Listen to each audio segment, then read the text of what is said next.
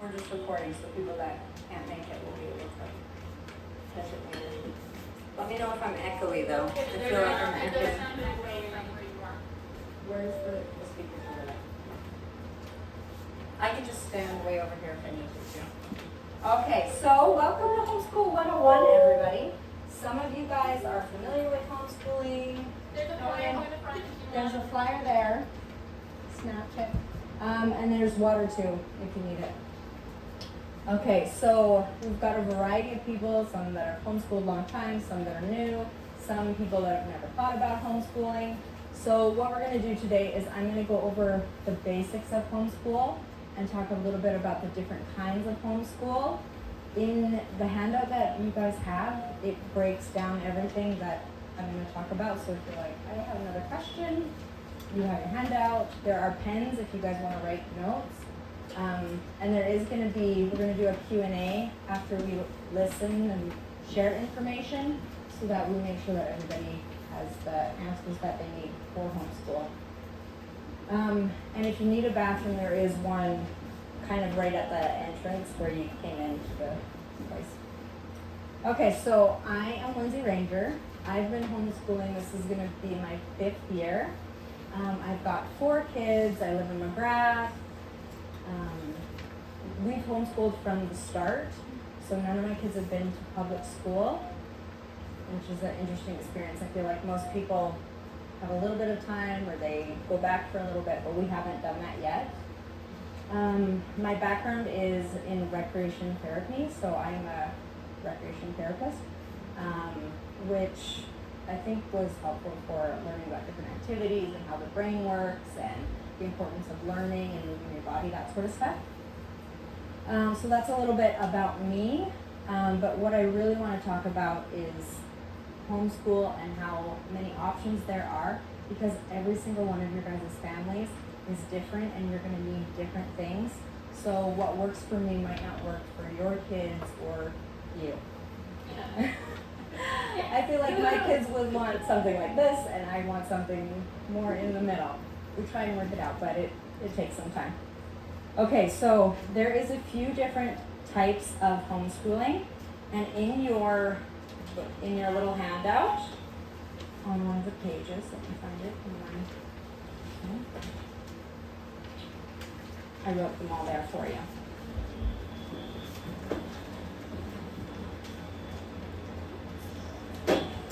Okay, so the first one that I'm going to talk about is home education. Okay, now that is the one that is mostly done by you as the parent. You get to make the decisions, decide what is right for you, and it's okay. Mine I didn't staple together, which was helpful, but it's not being helpful with the plan. Okay, there we go. Okay, so homeschool in Alberta, there is supervised option and then there's unsupervised. So I wrote down the steps on how you can homeschool and what you need to do to get started. But first I wanted to talk about the differences with that. So supervised, that's where you're working with a facilitator. In Alberta, you get to choose from a variety of school boards. So it doesn't have to be your local school board.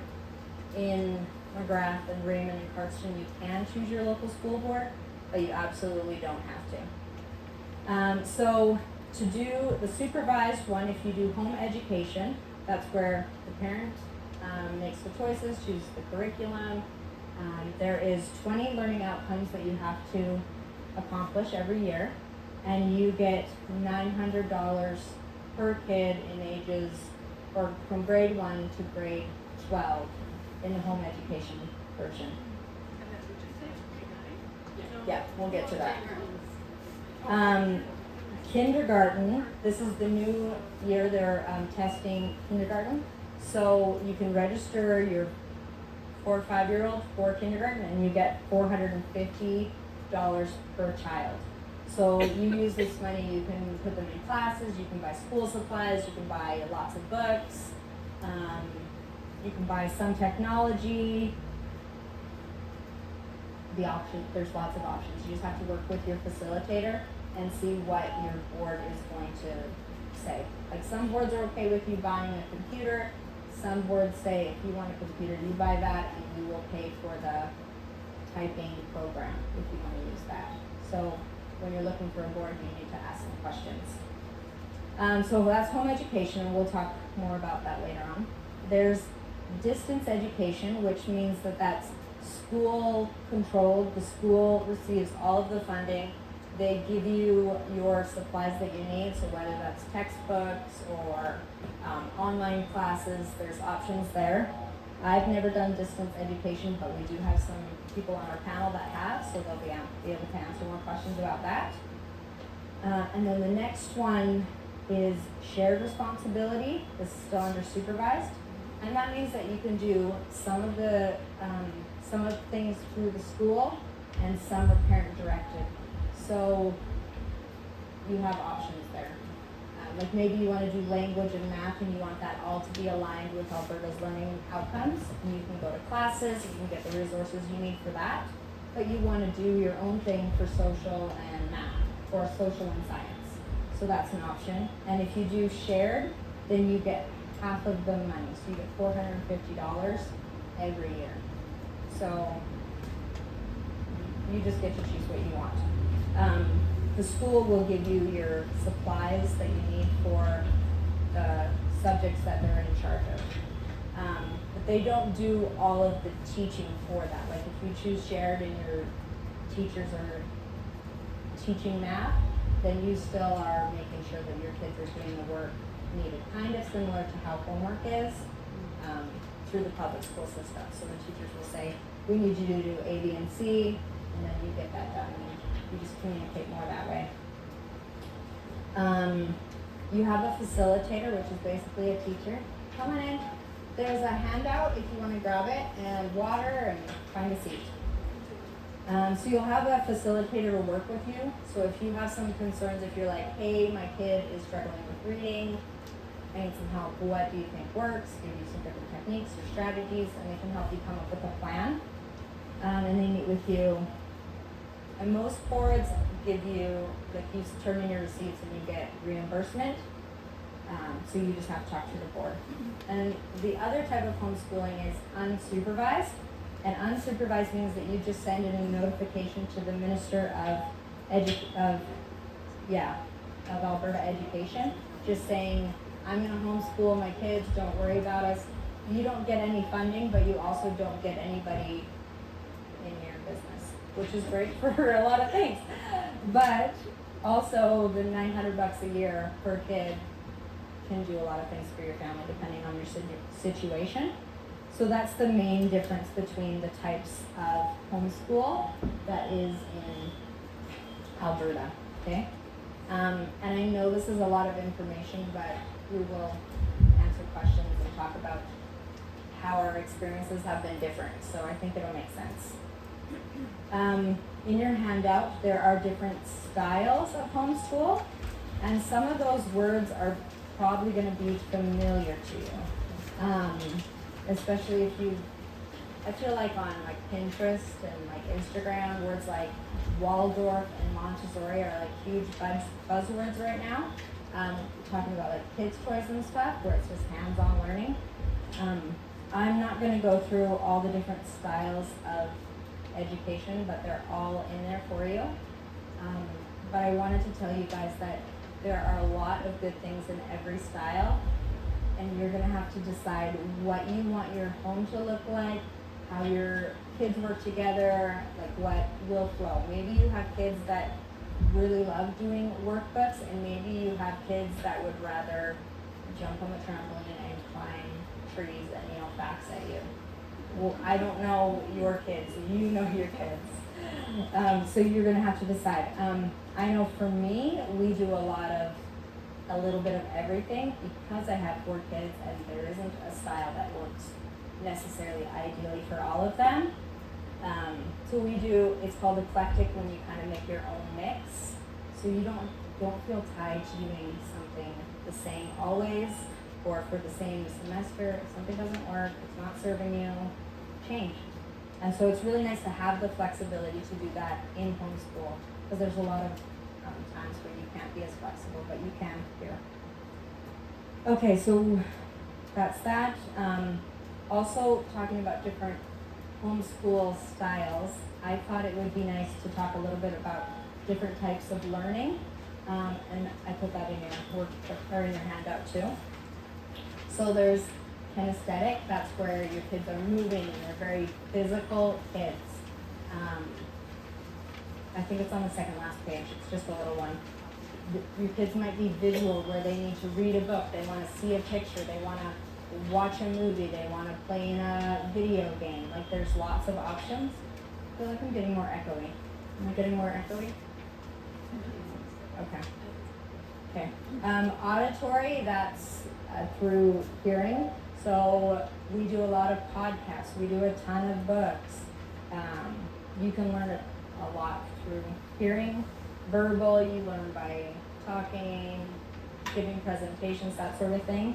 And then visual is seeing. I'm sure you guys figured that one out. Okay, so that is a very, very brief intro to homeschool. So we talked about different homeschool types, different styles, and different types of learning. So what we're gonna, is this dead? Oh no, okay. What we're gonna do now is we are going to do our panel. And so I have a couple questions, and everyone's gonna answer the same few questions. And then after that, we'll move on. Anyways, okay, so our first question is, I want everyone to introduce themselves and kind of say what brought you to homeschool. And we're gonna pass this mic around, okay? If you want the mic. Toby, I know you might not. I know, I answer mine, go ahead. Caffeine's kicking in. Okay, so I already gave a little bit of introduction, but I want to tell you a little bit about how we picked homeschool. And for me, there wasn't like this moment where I decided we needed to homeschool. It was really gradual and easy for us, and it almost like it doesn't make sense why I homeschool. There was nothing bad that happened that I was like, I gotta homeschool. Like, it was nothing really. But when I had little kids, I was bored at home.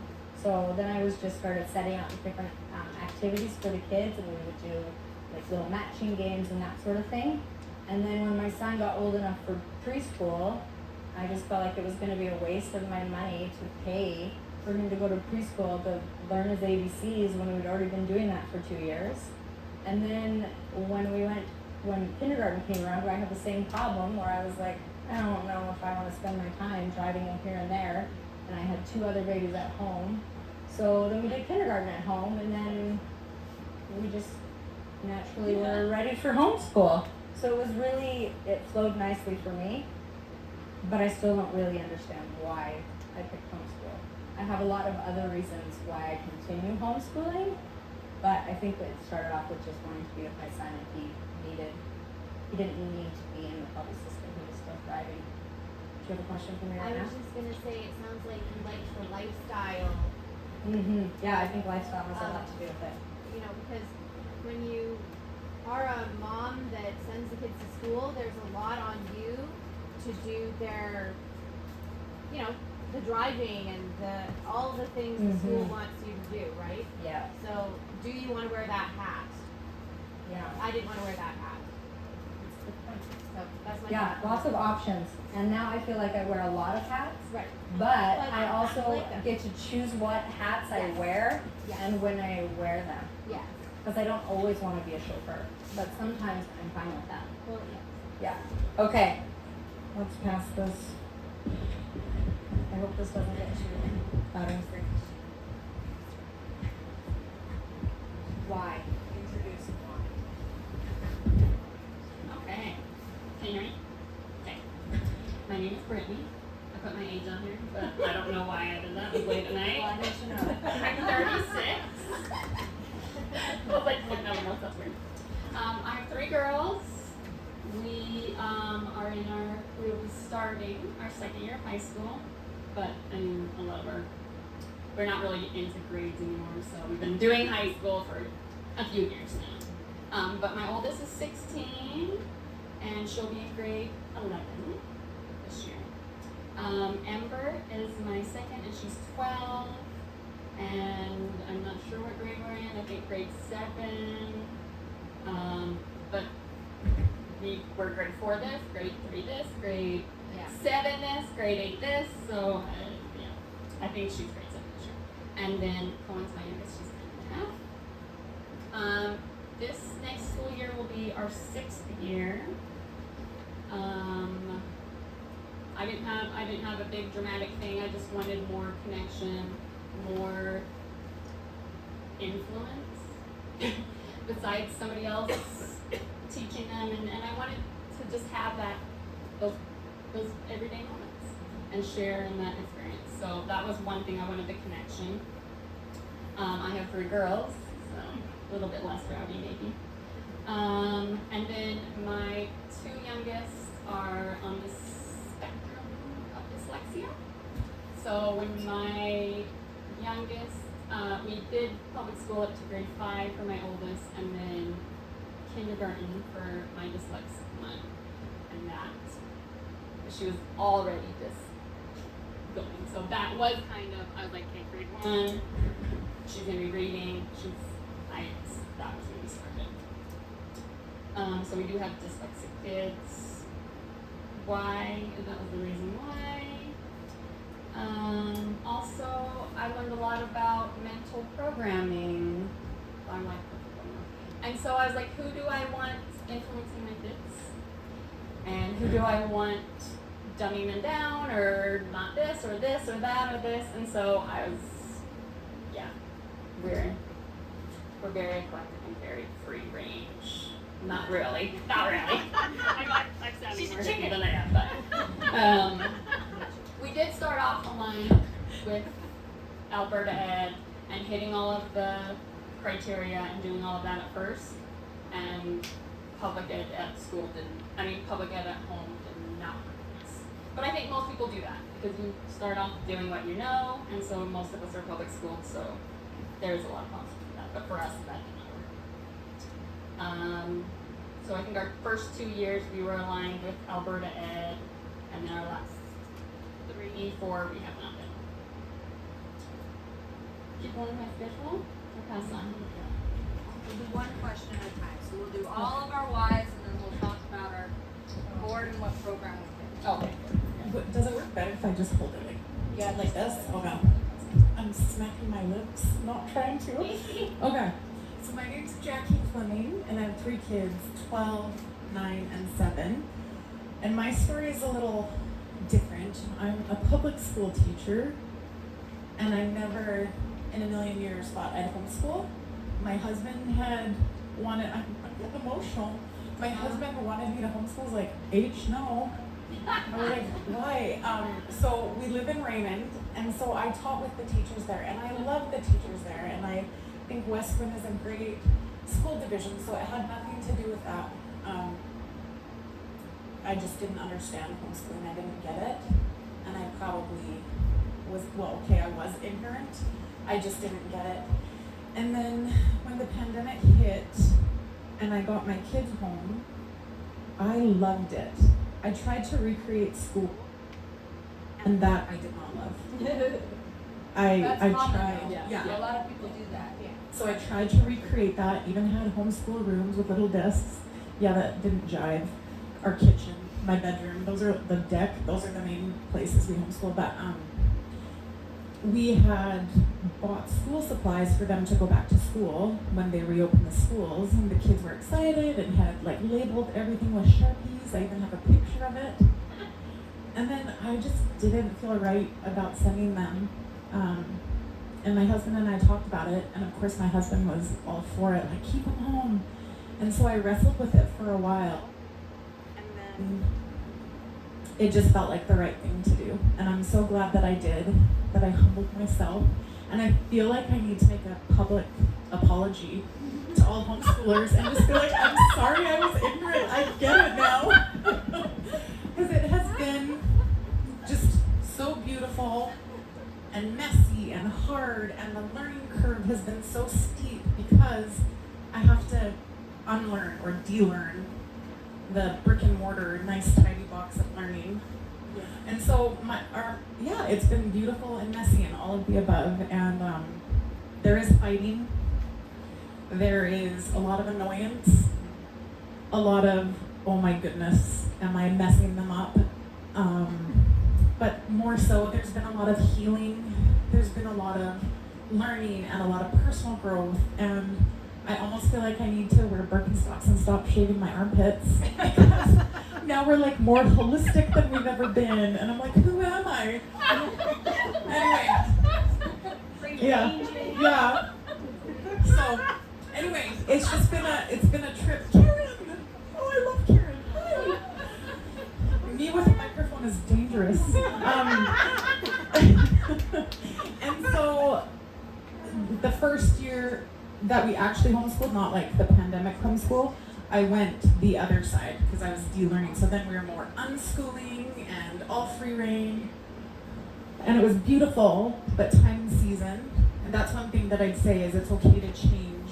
It's good to change. And so now I'm more like in between. And I do shared, which we'll talk more about, I'm sure. But yeah, so it's been a wild trip, but I do shave my armpits. Just so you know. How do you follow that up? I mean, I have nothing now. All my witty responses, I'm going to say that to you. Because I have to hold the mic. My name is Toby Lyons. I am not a chicken. I am not a hippie. I shave. I don't free range. I have a very regimented school day. We have agendas, we have timetables, we have outcomes, we have tests, we have quizzes, we have goals. We are like the antithesis of everyone else that has come before. So my journey to homeschooling is a little different. I've been homeschooling since 2015. I've been in the private system, I've been in the public system, I've been in the Catholic system. I had to fight for my right to homeschool. Got threatened by a principal to go to court, got threatened by an ex-husband to go to court. And so I'm a fierce advocate for parents' right to choose. I figure that's my job. So I'm an advocate for my child's right to choose. They get to pick the type of school that they do. I school through summer. So I try to match the program to the child, and I will always 100% have any parents back, regardless whether you're an unshaven, free range and unschooling, boating, climbing the Himalayas, and Charlotte Mason, gotta read all the books. Parent, it doesn't matter. You do you. You know your children best, and you will school them the way they need to be schooled.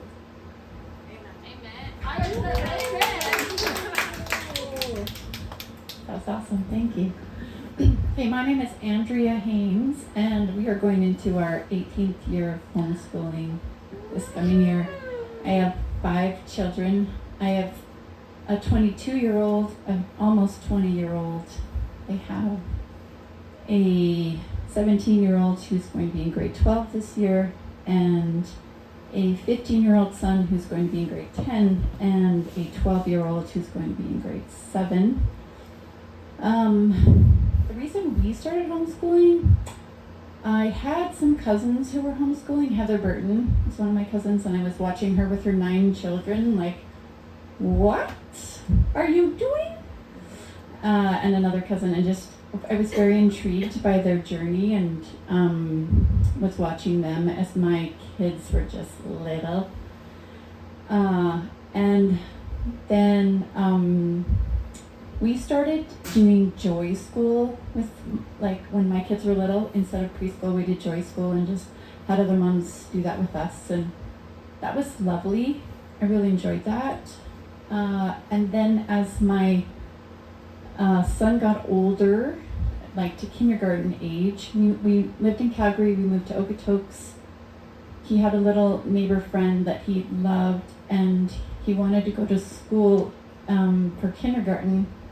So he went to kindergarten for 2 afternoons a week, and the rest of the time he was home with me, which worked great.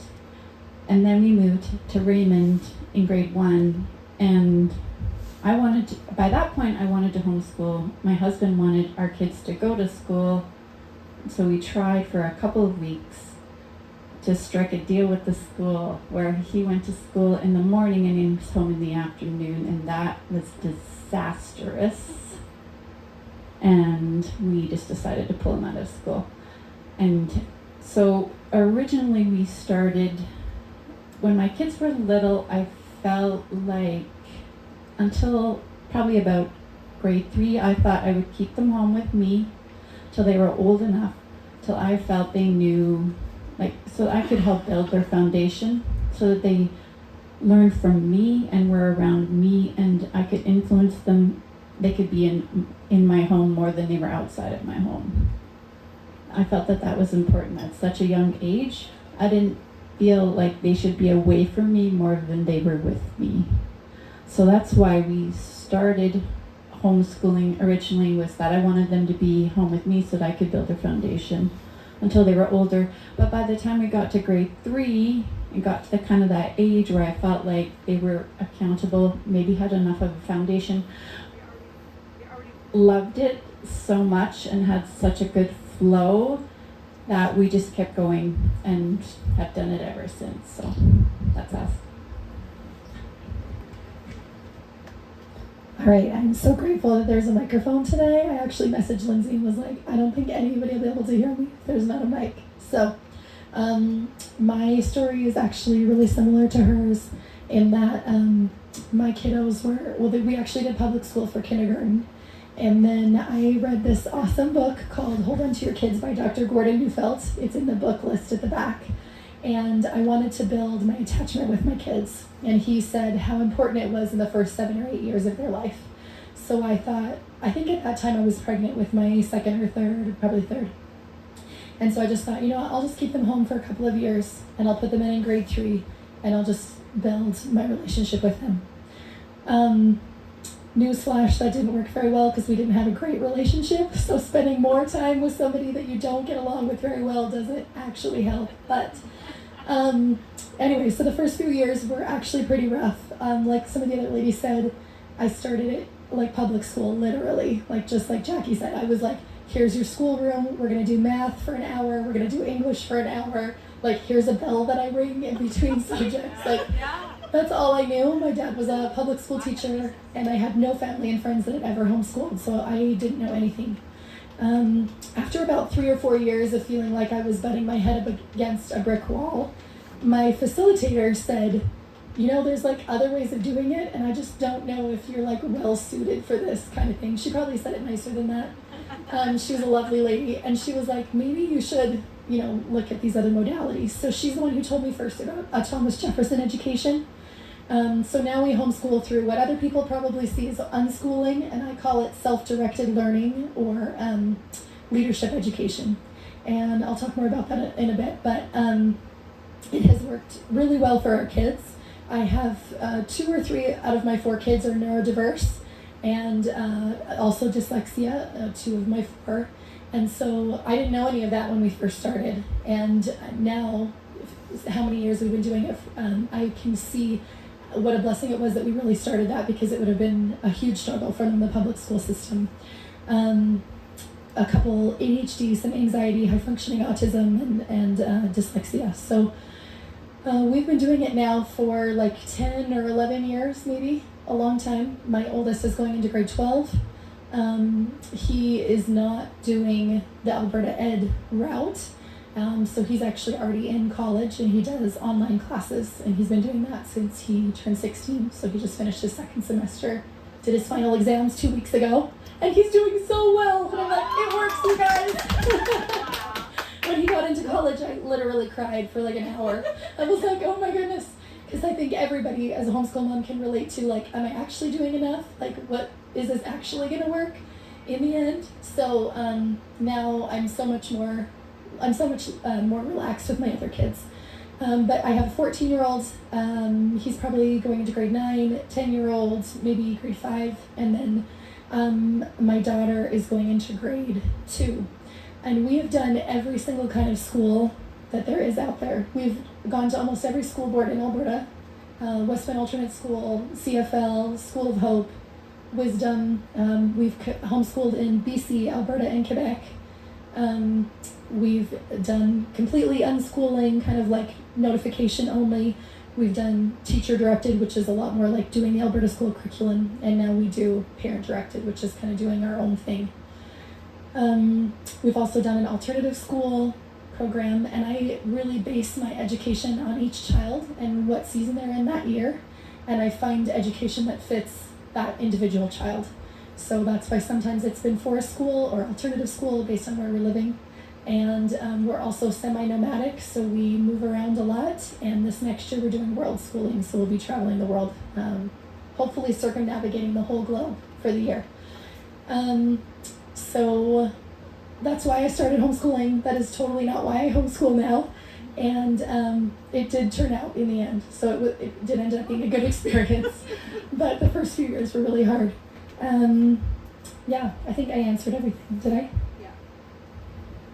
The next question we're gonna do is like what board or program you're using or what you liked.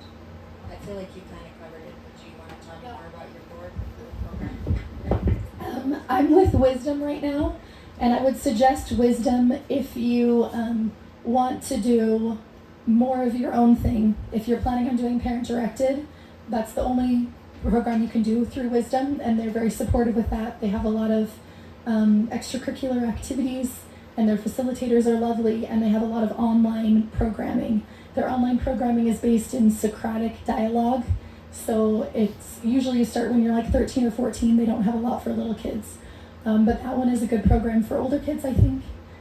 Center for Learning and School of Hope, I find both have a lot of extracurricular activities in Lethbridge, not so much in the smaller towns. And if you are homeschooling in smaller towns, the alternate school is good.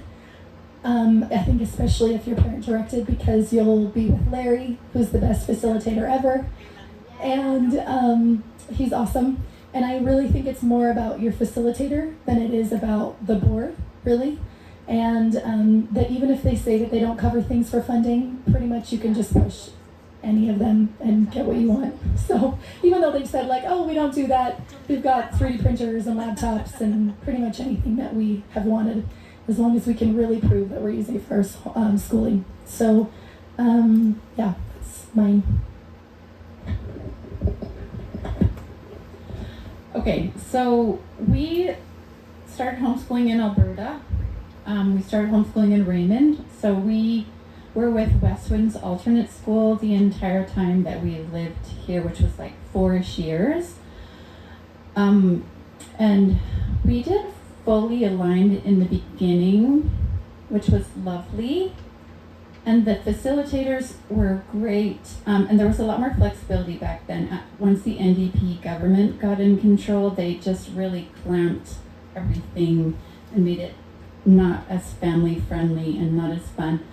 So we moved to Ontario. When we were in Ontario, we homeschooled there for 7 years. And in Ontario, there are no homes. If you homeschool, you are on your own there. So we did that for 7 years. So that was interesting, but I feel like because we already had 4 years of experience here and had a good flow, we just kept in a rhythm there, and we found a Christian organization to align ourselves with, just so that we could be with them and do classes and co-ops and stuff like that. When we moved back here to Raymond, we're again with Westwind's Alternate School. We did the fully aligned when we first moved back here. The great thing about the fully aligned is that there's regular, like weekly classes for your kids that they can go to. So it was good for us because we just moved back. We hadn't been here for 7 years, so it gave my kids an opportunity to get to know other kids and make friends quickly. So that was great. The thing that we hated about it was all the testing and the exam banks, which was awful. And we had to do monthly reporting, which we didn't love either. So after that first year, we switched my younger boys to the 600 program, which is parent directed, which was much more lovely, and I actually really enjoy that one. My older daughter did PEP, because if you're with PEP, you can have access to the school and classes. She could do band and be at home for the rest of the school stuff that we did. And recently, this past year, West Winds introduced the shared program, which is I really enjoy. We started a PEP for all my kids at the beginning of this year, and then quickly we changed to shared because it felt like too much structure for the kids. So the shared, you can pick math or English that the school, like you have teachers who are in charge of the curriculum. Well, they have a teacher that they do classes with once a week. Or you can pick science and social and do that with the school, and then do math and English at home. So you get to pick. So either math or English with the school, or the alternate school, or social or science with the school. And we chose math and English with the school, and we do social and science and everything else at home. And it's been really good this year. We've enjoyed it. Say that I got papers for the West Wind stuff. Lindsay says she has papers for the West Winds stuff, like more information. Okay. I just also want to say that when you're going to the different school boards and calling and asking them questions, they are going to highly pressure you to do teacher directed, because they get about $8,000 per kid that does teacher directed, and they only get $800 for everyone that is parent directed. So I love nights like these where you can come and hear like an honest description of what it's all like, and just know that when you go there, they're going to be like, oh, well, these are all the reasons why it's good. And it can work out really well, like in shared responsibility, that works really well for some families. But don't feel like you have to get pressured into doing it one certain way, and just know that that's kind of their intention behind, not kind of, it literally is, because that's where all their funding comes from. So just knowing that, for me, really was really helpful in making my decision.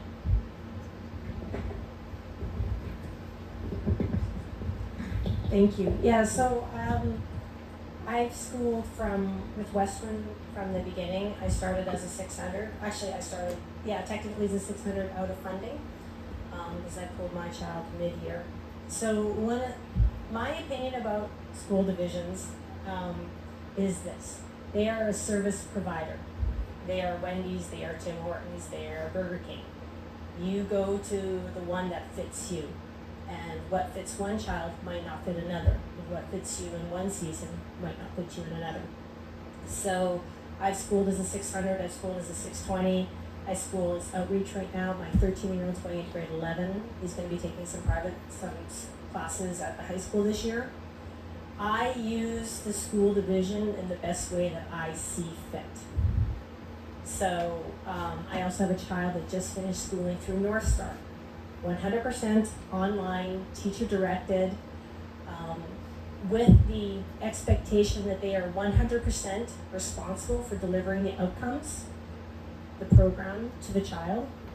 It was the first time that I was 100% hands-off. I would check in with them. Do you need anything from me? Do you get it? Yeah, good.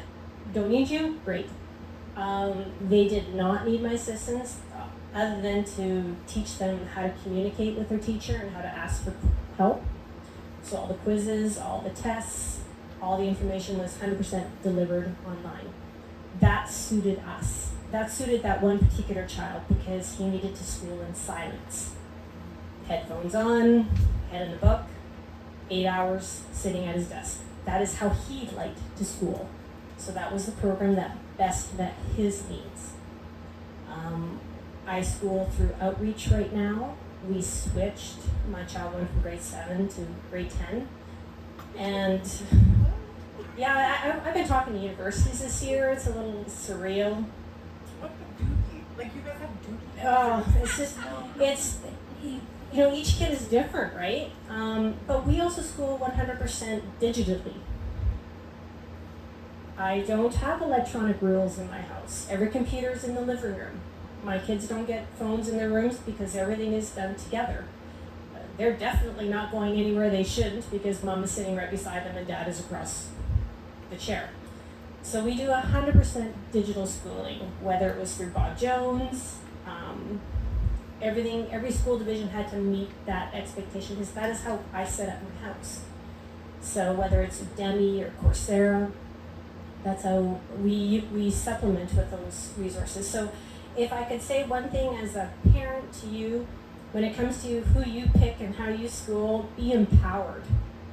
The school is there to teach how you want and pick the division that works best for you, not the other way around.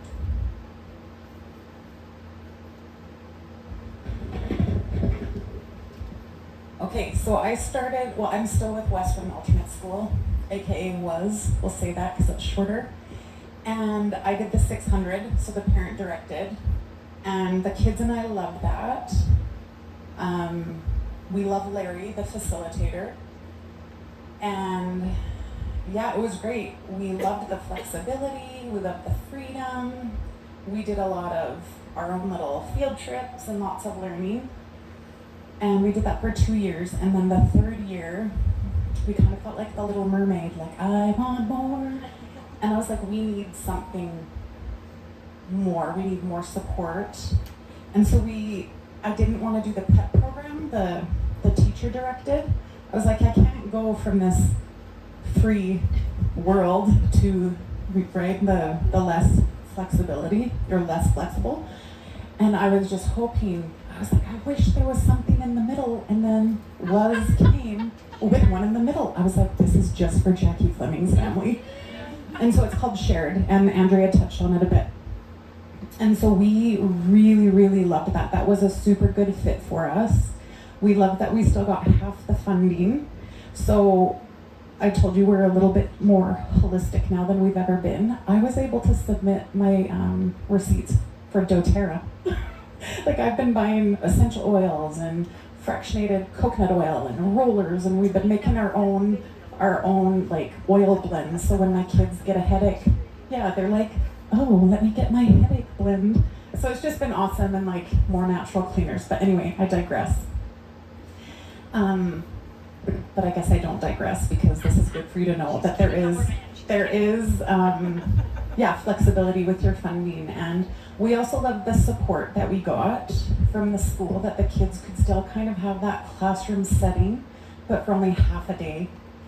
And one of my favorite words is wholesome. I love how wholesome homeschooling is. And I loved that the kids who my kids were with were wholesome, and they just, it was just beautiful.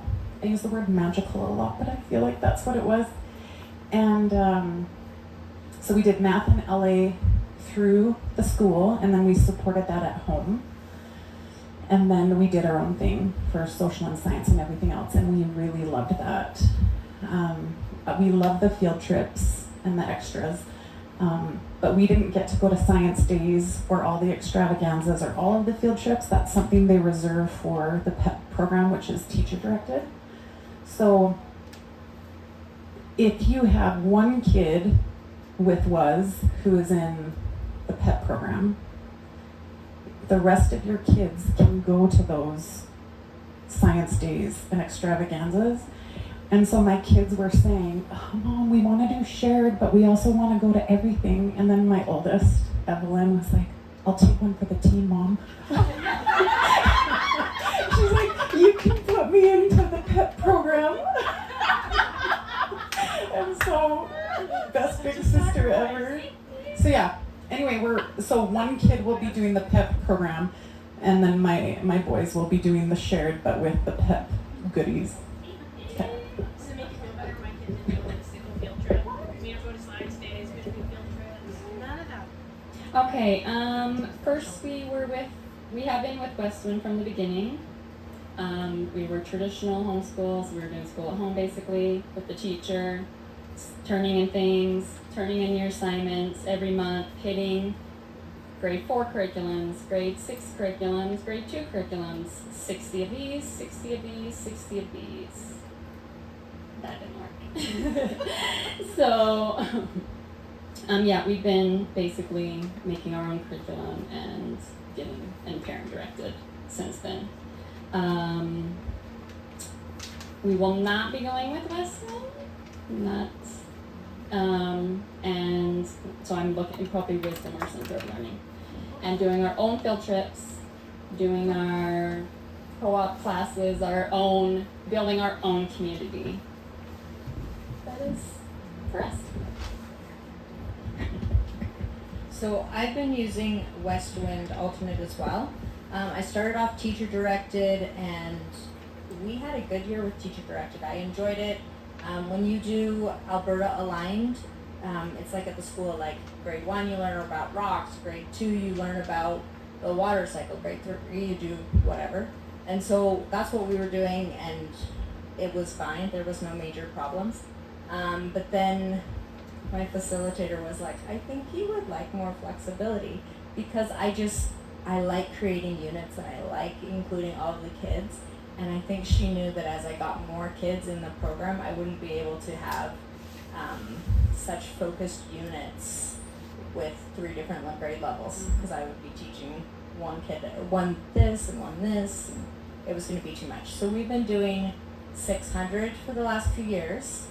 Last year, when they created the new shared responsibility and PET program, that's the half funding or full funding teacher directed programs, I thought I would try doing the classes that's one like afternoon or morning depending on your kids' age groups. I'm in McGrath, and there is not a Westwind alternate campus in McGrath, so I would have to drive my kids to Raymond, which Raymond's really not that far, but I had one kid that would have been in the morning class and one kid that would have been in the afternoon class, which means I would either be driving all day or I would be living at my mother-in-law's house in Raymond for that day. So what we did is we tried it for a month, and I didn't love that I had one day out of the week where I felt like I was in limbo, and the kids didn't come back from the class like excited or wanting to like share things, and I just felt like I was wasting my time taking the kids to that class. And I know, like Jackie just said, her kids had a magical time. My kids were like, we rolled dice, and I'm like, okay. Obviously this is not getting like the bang out of the time that I need. So we went back to 600 homeschool, and at that point, that's when I decided like that I need to be a little bit more hands-on for creating community, because there are people that do field trips, plan field trips, so we're going to do that more. I've been more involved in doing classes out of my home and doing different co-ops, because I don't have access to all of the things that Westwind Alternate offers. And I did bring the handout that Westwind gave at their open house in the spring. So if you would like to see what Westwind offers, I'm happy to share that with you. I only have one copy though, so if you want your own copy, you'll have to call the school. But there are tons of boards. Like, you don't have to use the local one, so I'm really glad that there was a lot of different experiences that people shared.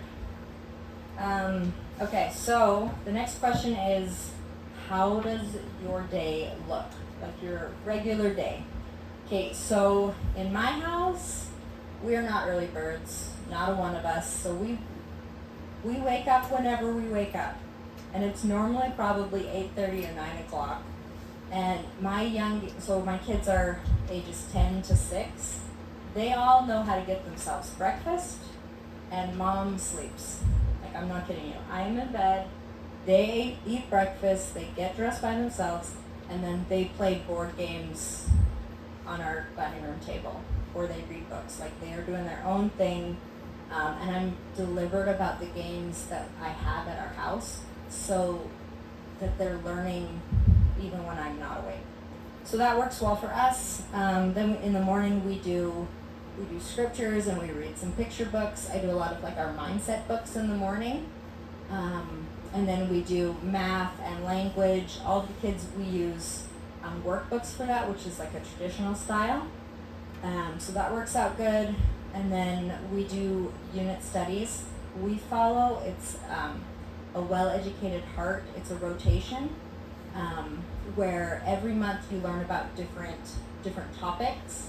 And it's a suggestion, and I like that. So like in September, we're gonna be learning about different Asian countries. So I just asked my kids like, what do you wanna learn about? China and Japan, and what do you wanna learn about?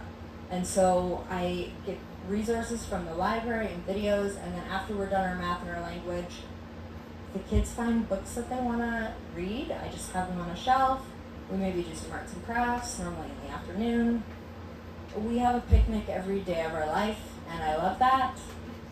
Charcuterie for life. And we read fairy tales. We probably read for an hour at lunch every day. And I know that sounds a little bit crazy, but if you've met my kids, they are super active. All of my kids love it. All of it. Like it's so good. It's how we fit in a lot of our science and our socials. We read, and I often keep like Play-Doh so that the kids like have busy hands if they're getting a little wild. The afternoons we do co-ops or we do group lessons. I normally teach a few in our community. We do chores and dinner, and then we read more books at bedtime because you can never have too many books. I know, we're crazy. Yes, you can. But if it didn't work for us, I wouldn't read as many books. But it works for us. And so that's how our day looks most of the time. We have general school time. I used to have 8 a.m. And no, that wasn't working. So from between 9 to 2 normally is our school time. We have hardly any phone. You phone check at lunch, and this is for me as well. That's a big one. Is no phones during school time, or limited phone during school time, and then anything that's during our school time is some sort of learning. So they're not watching just Fail Army or something. It's intentional books, intentional good books. A lot of ours is the Living Library, which is well written, very classical education is ours. We like Little House on the Prairie. We like digging in the dirt and gardening and just holistic living. I have a general routine instead of structure. We have a lesson and a read aloud as a group in the morning. They have projects every week, either it's a writing project, a reading project, a book report, whatever it is, and writing and math. Mondays, mindset, baking, and words. Tuesdays, science and nature, math. Wednesdays, music, philosophy, world culture. Thursdays, math, history. Normally we have a co-op or a activity that we are going to on different days too. And Friday is review and field trip or fun activity.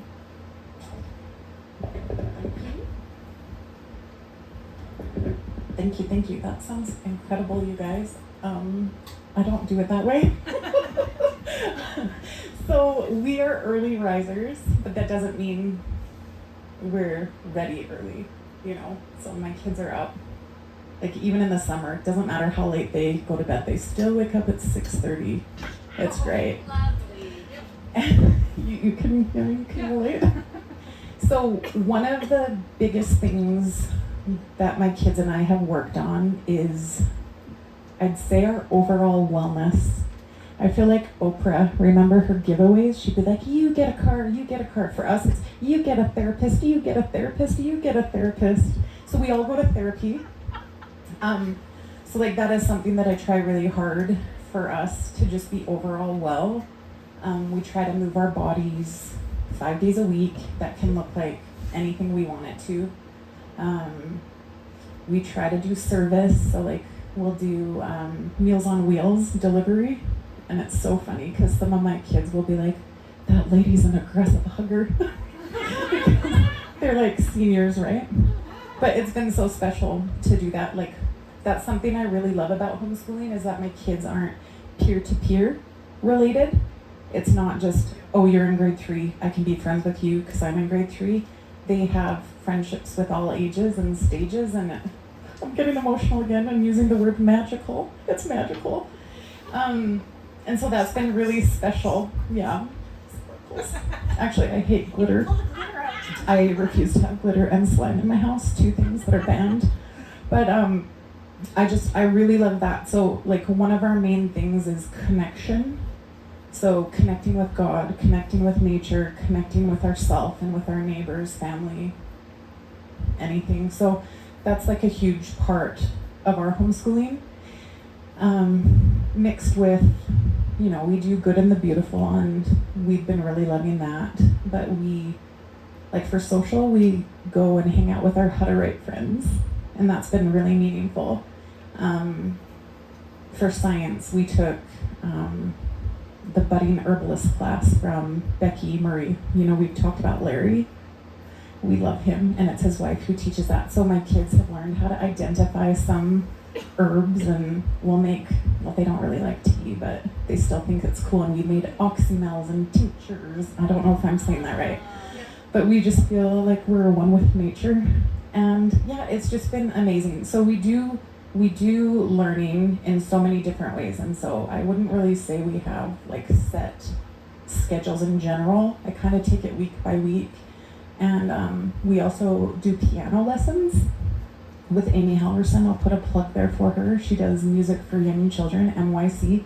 So I get to go to the piano classes with my kids, so I'm learning with them. And so it's just been so meaningful that I get to learn with them. I get to see their aha moments. I get to see, them push through the hard and like conquer their fears and get past and just see that they can do hard things. It's just been really amazing. But also, this might be a question. Are you asking about self-care? Okay, then. You can't have the mic the whole time. So I school totally different. As much as I'm regimented, I'm actually very flexible. That's a weird statement, but this week, for example, my child is taking, I only have one at home now, doing school. My second oldest just graduated, he's going to university. So he's doing a chemistry class, an AP chemistry class online with Udemy, and he does it for an hour, and he's learning how to take notes. Because when you get to post-secondary, you have to learn to take notes. You can't rely just on being smart anymore. You have to study. So I'm teaching him and prepping him how to succeed. Because I figure my main job is to give him all the tools in his tool belt, regardless of where they go in life, to succeed. So whether it's my oldest who's in welding, and I'm teaching him how to navigate employer-employee relationships, or my middle kid who has a girlfriend the past 2 years, and I'm teaching him that no, you don't have to get married at 18. And I don't want to be a 50-year-old grandmother. I'm aiming for about 60, 65. So it's true. And and then the rest of the day he's working on his portfolio because he's working on trying to get a job in the 3D gaming industry. Last week he was doing an hour of math. And then we do quizzes in math, and he's working on quadratics, and he's reading about fractals, and he's looking at fractal geometry and wanting books on fractals. The week before that, it was an hour of math, an hour of reading, an hour of your portfolio, and then we have to get phys ed 10 done this month because it's a graduation requirement, and he's not an active child. He's allergic to physical activity. So, kind of like teenage boys are allergic to water until they get a girlfriend.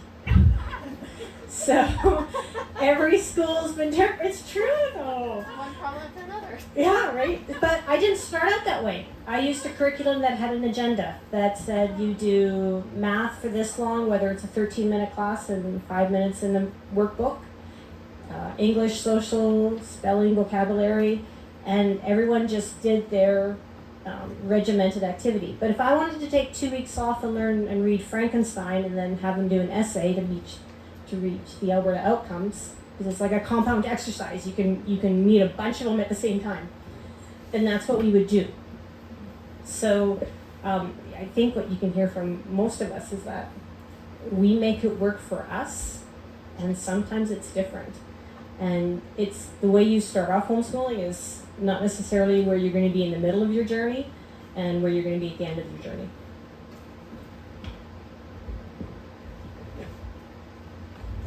Okay, so when my kids were little, they got up pretty early, but a lot of our learning was through play, games, and we didn't have a ton of structure.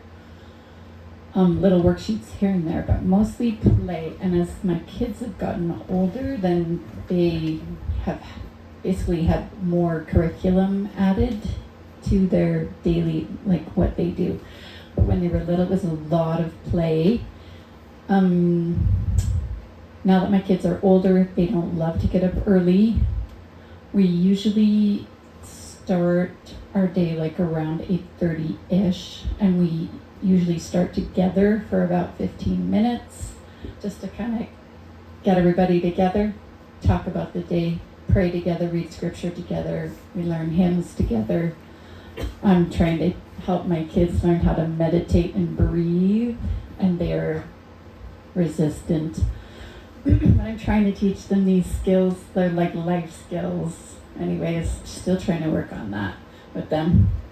And then after we do our together time, then my kids, what I have had them do for years is I have weekly planning sheets, like daily planning sheets, and I have them set out like what they're going to do that day. So they make a plan for the day, and then whatever they plan for the day, they're expected to accomplish that, which I think is another life skill that I didn't even learn to do till I was maybe in my late 20s or 30s, where I was like, I should plan my day and follow through with it. So usually in the morning is like they'll do their core stuff, and then the afternoon is lessons, classes, co-ops, play dates, stuff like that. I have my two older kids work, and so homeschooling is excellent for that because they work at Dairy Queen in Raymond, and they can work during the day. Like most of the times they work in the afternoon, so they know they work at 1 o'clock. Then they're gonna work hard and fast to get their school done before they go to work, and then it's just makes it very flexible for them, so that they don't have to work closing shifts and weekend shifts and stuff like that. And so they've been able to have, both of them had the job for about a couple of years. Nathan started the Dairy Queen at 13, so he's been able to save up a ton of money, and same with my daughter. My oldest daughter actually saved up $20,000 working at Dairy Queen before she went on her mission. Incredible. Yeah. Yeah, right? Pretty awesome. I'm trying to think too. As far as like getting into school and finishing school, like at the beginning of September, we don't like start hard and fast in school. We like work slowly into it. So like the first week, like we usually start a week later than the public schoolers, and we might do like one subject for the whole, like one core, and then the next week we're doing 2 cores, and then the week after, like we just build until we're at like a regular kind of pace. So that's one thing we do. And then we will set goals. Oh, another thing that we like to try to do is we set an education plan. Like I will sit down with the kids at the beginning of the year. They set an education plan for themselves. They set goals for that semester, like 3 or 4 things that they want to work on or accomplish.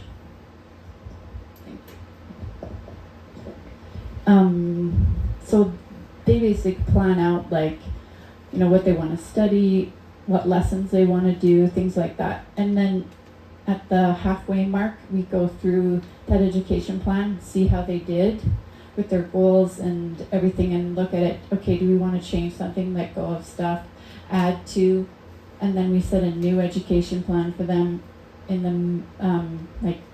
the middle of, or the next semester, and then we do the same thing at the end, so they can look and see how they did on their goals, how did everything work for them, what do we want to do next year.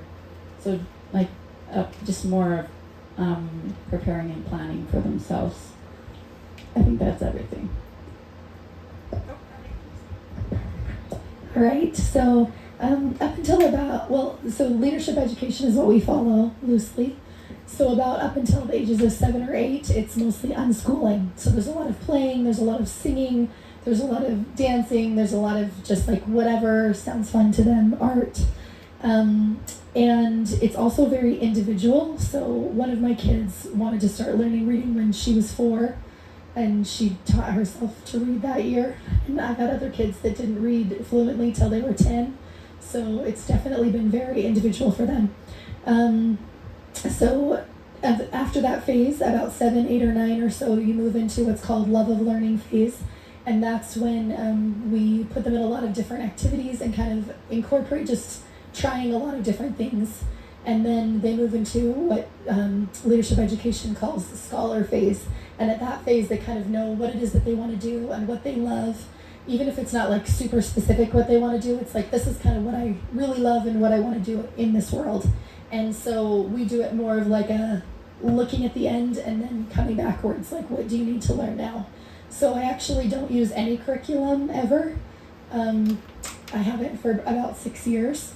So our schooling looks a lot more like sitting down with each child about once a week and asking them what they're interested in, what they're passionate about, what they love, and encouraging them. So one of my kids wants to be a quantum physicist, but he has not done a lot of math. He reads a lot of astrophysics books in his spare time, but he doesn't do a lot of math. So we sat down and I just kind of said, if you want to reach this, you're going to have to figure out math. So he enrolled in a college physics, kind of like all the things that you might have missed in high school kind of physics class, even though he's not really done any math.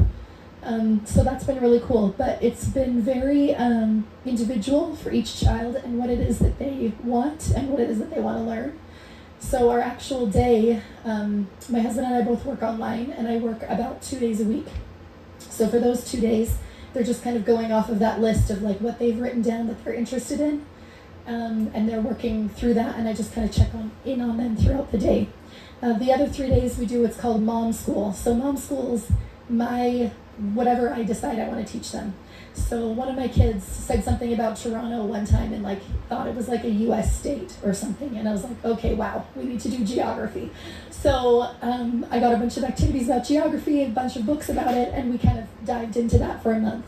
I was personally reading and learning a lot about anti-racism work, and so we did a unit that I just kind of created on anti-racism, where we just watched some videos and had some discussions and read some books about it.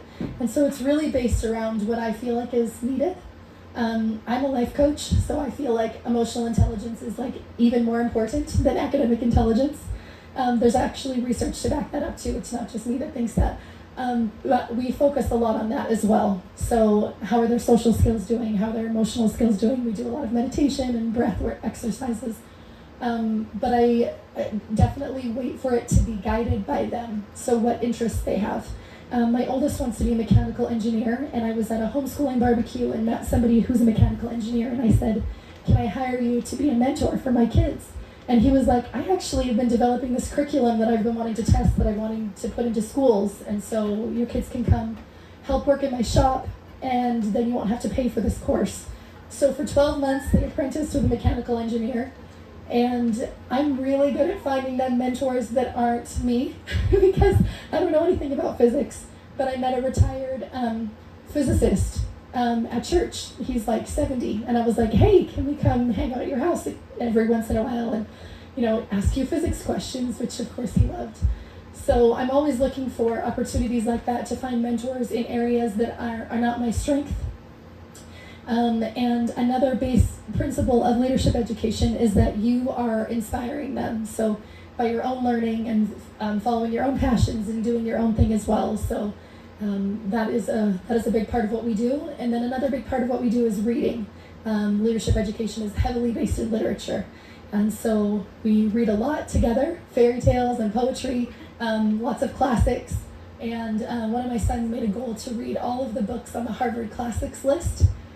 He has not made it because there's a lot, but he reads Aristotle and Plato and Euclidean geometry and all these crazy things.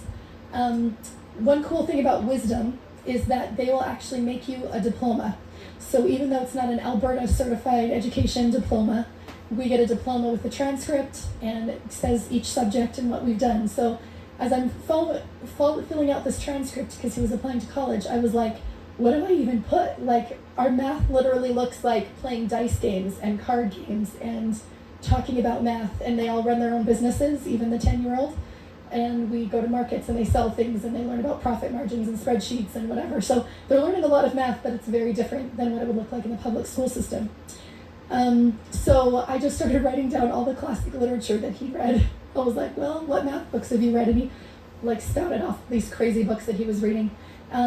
We also will find, like, if we can't find something local, we use OutSchool, we use Coursera, we use Udemy. There's a lot of great online resources. We try not to do so much online because some of my kids have a hard time being on screens all day and being normal people and not crazy monsters. So that is limited for several of my children. But as they age, they do more and more online for sure. So my oldest now is doing all of his classes online. He also works, so he trained to be a lifeguard over this last year, and he's lifeguarding, and then he also works at a shop. We live out past Mountain View right now. So he probably works like 45 hours a week. But we do also do school more year-round. So even in the summer, I don't do mom school anymore, but I'm always asking them, what do you want to learn? What are we working on? Each of them has a different language that they're supposed to be learning before we go on our grand adventure, so they all know at least a few phrases in each language. But it's really been very guided by whatever their interests are, and definitely different every year depending on what they have going on. Some years that have been more of a struggle emotionally, I honestly almost only focused on wellness that year. And it's interesting at the end of the year how you actually look back and you're like, oh, we actually do a lot just by like living. There's a lot that gets done. So anyways, that's my day. Yay for that! Self-care. Yeah. So, one of the things, we're going to answer your questions. One of the things I want to point out is you've heard us, we all do different things.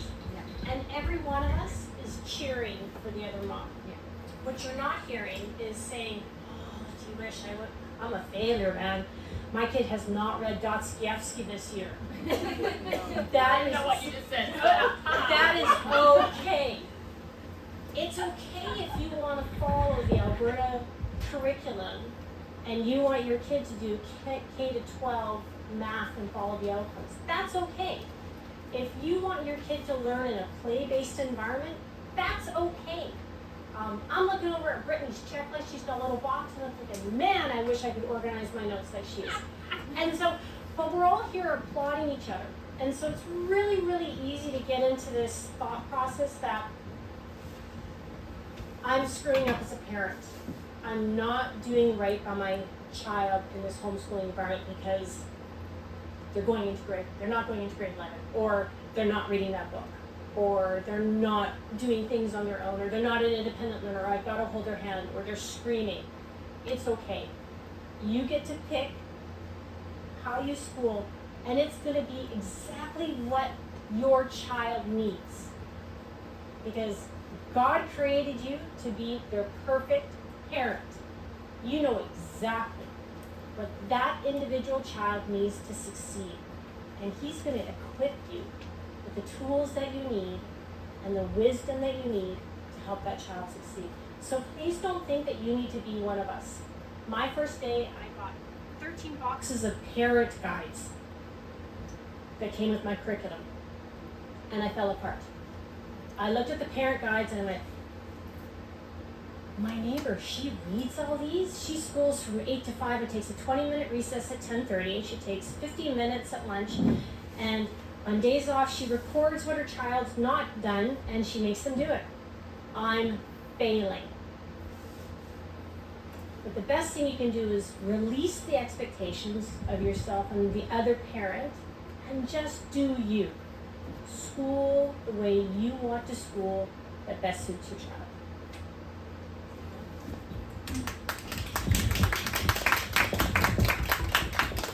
I love that.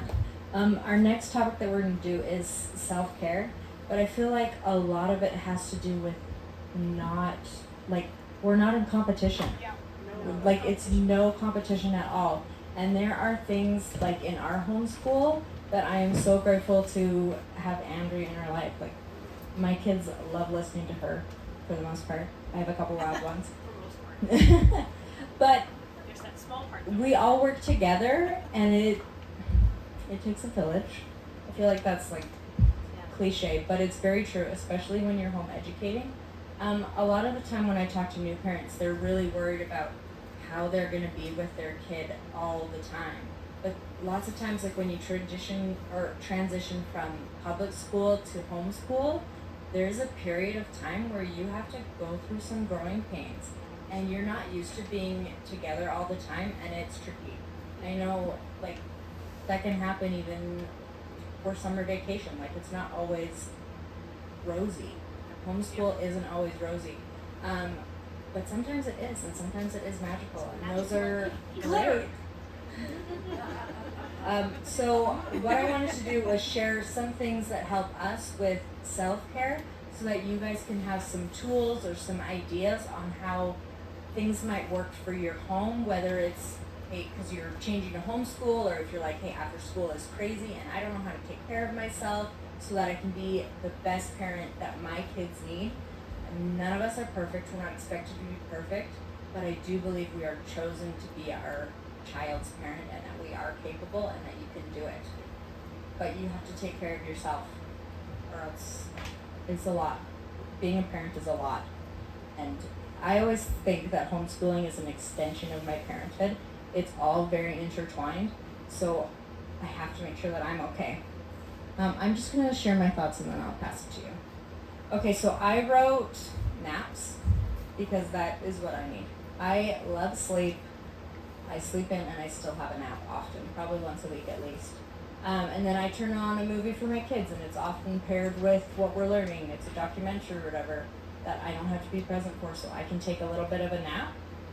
We've also started doing some more dedicated mom's nights, which have made a huge difference in my life. To be able to spend a couple hours chit-chatting. We've been doing yoga, sometimes we do meditation. We share things that inspire us. In the fall, we want to start doing 2 a month, where one we're going to talk about, like, what did you learn this month? Because we're so busy teaching our kids, but also, like, I feel like I am getting a second education, maybe a third education, because I did go to college. I am learning so much, and I feel like I can be a better teacher and inspire my kids when I'm also learning. And so that's something that I start to do. I'm not just going to the library and getting books for my kids. I try and get a new book for me so that my kids see me learning and growing, and realizing that learning just doesn't happen until you're in grade 12 or 18 years old, or even university. Like, you can keep learning and keep growing, and that's helped me a lot to not become stagnant, and that's how I take care of myself. Okay. So for me, I don't think that self-care is so much about, I think I used to think it was like, I don't know, painting my nails or doing something that made me feel better. I think self-care is actually a lot more about our mental and emotional wellness. So my entire life is self-care now, because it just is. But I host women's retreats that are mental and emotional wellness based. And I also go to my own retreats regularly. I often will just go away for a weekend, either with my husband or by myself. But even more than those breaks is how I'm doing mentally and emotionally. And I think that is more of a day-to-day thing. So I spend at least an hour every morning for myself. And that looks like things like meditation, visualization, journaling, a whole bunch of different things that I feel like I do in the morning that are specifically around my mental and emotional health. And I think that that is what's been able to sustain me through all of this. And I think also what Lindsay touched on is like having something that we also enjoy. So reading books, or going to a watercolor class, or doing something that's fun and enjoyable, and you're teaching your kids that learning doesn't just end when they're 18. And that's definitely what I used to think. And I thought, even after my university, I was like, hell, now it's over. I don't have to learn anything. But that learning is like a lifelong journey, and we can learn whenever we want. So I think that learning can also be self-care. So when my kids I had 3 kids under 5, I felt most of the time like I was in a wild carriage and I had no reins, and I was just being dragged around for the entire day. And I was like, I have to change something in my life or I'm going to go crazy. So the first thing I started for myself was exercise in the morning. So I actually let my kids sleep in, and we start school around 8:30, but I usually get up like around 6:30-ish. And similar to Crystal, like I have a daily list of things that I do for myself. That is my time to center myself, center with God, just so that I can give to my family for the rest of the day. So it's prayer, and it's scripture, and it's journaling, and exercise. I don't always get my exercise done before we start school, but I usually will do my prayers, my scriptures, and my journaling before we start school. And then we'll do our morning opening, and then when they start their own individual stuff they're doing, then I'll go into my room and I'll meditate, usually like no more than 15 minutes, sometimes a little bit longer, not usually. And then I'll exercise either with the kids later in the day, or if they're busy doing something, then I'll go like for a walk, or go to the gym or whatever. But I always do like 5 to 6 days a week, do all those things. Because I think it's really, really important for me. It's my core stuff for myself to be centered and grounded for my family and for myself, for that emotional resilience. Yes.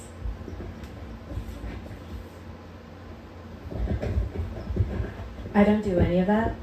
My self-care is 2 pots of coffee a day. No, I'm kidding. Actually, I do drink 2 pots of coffee a day, but that's not for self-care. It should be available by IV.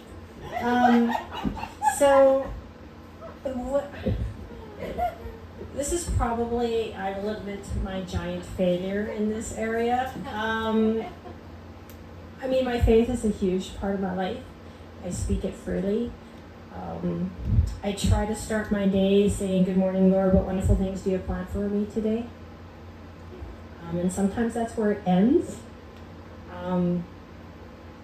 When my kids were little, I loved hanging out with my kids. I'm a very physical person, and I have boys. I am a boy mom, so it's like, let's get the hammers out, let's dig. That was something that I did with them, and that exertion, that physical labor, was an outlet for me. And then recess. I loved recess. I learned that from a mentor of mine, that you need to take a break. You need to walk away from your children every once in a while. But I still struggle. And I've entered a new struggle, I'll just admit it, in this time of my life. The guys in here might want to close their ears, but so I have a child entering college soon. Guys will cover their ears. Let me see, I'm perimenopausal. It's my last child at home. And I'm suddenly faced with, what is my reason for being.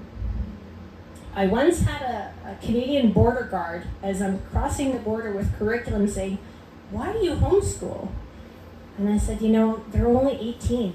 You only have them for 18 years. After that, they have 80 years to figure out what they want to do with your life. I want to covet this time. And my time of coveting is coming to an end.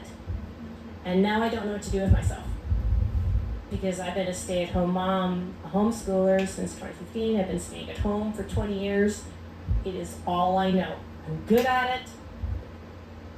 And then you're faced with, now what?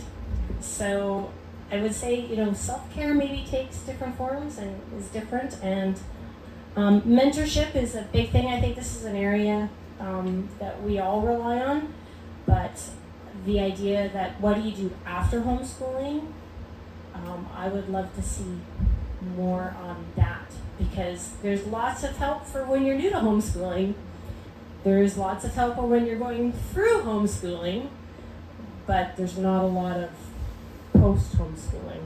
So if y'all have some suggestions, I'll take them.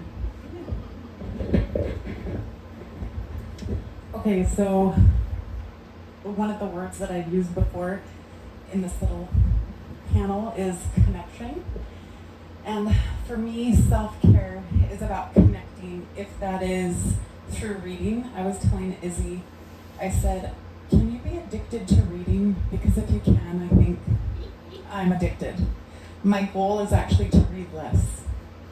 I know, it's weird, but I read. I will mentor you. I read a lot.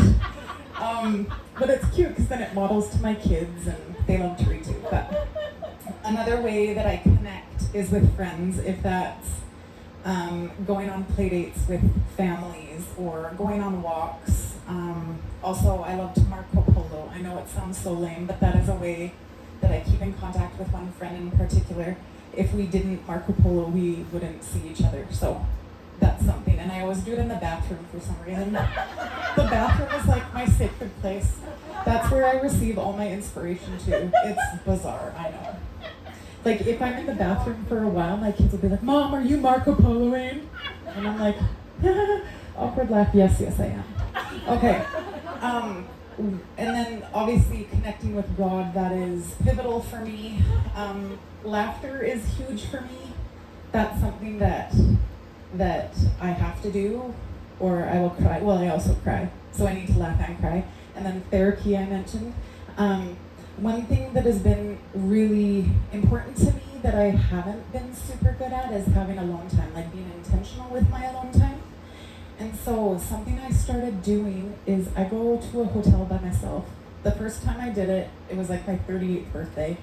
And I said to my husband, the only thing I want for my birthday is to go to a hotel by myself. And he looked hurt. He's like, without me? I was like, just me. And so it actually was exactly what I needed. And I felt a little guilty. And then I was like, no, you have to take what you need. And you have to take what you want because no one's going to offer it to you. Yeah, exactly. Do it yourself. Okay. and then another instance, I've done the hotel thing a bunch of times, but sometimes it's with myself, sometimes it's with my sister. We went to a concert, acted like a bunch of 18-year-olds, and that was just amazing.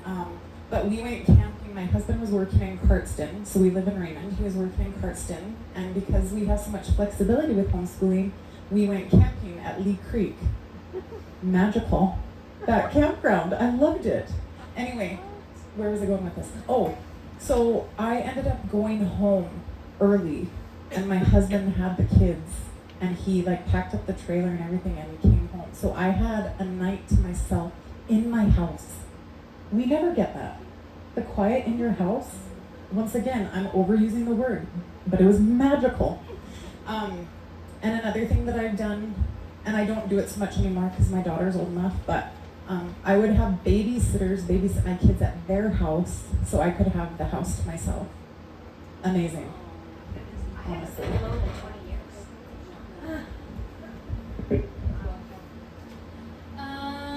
So I used to think that, giving everything and people pleasing and giving to everyone was the way to be a good person. No, then I'm just dead in bed for days and days. Your body just, yeah.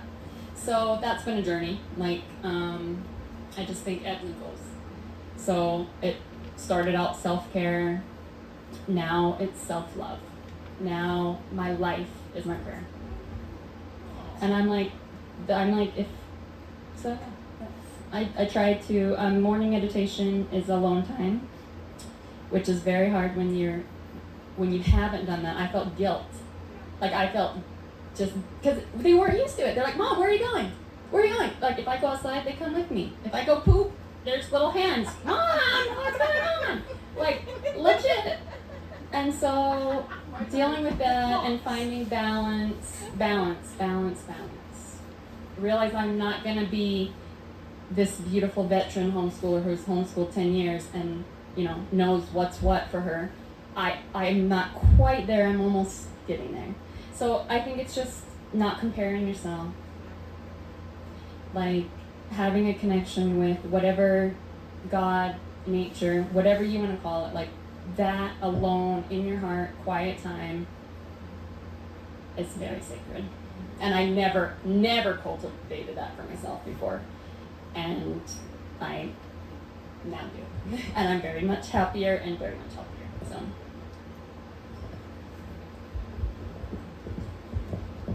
Okay.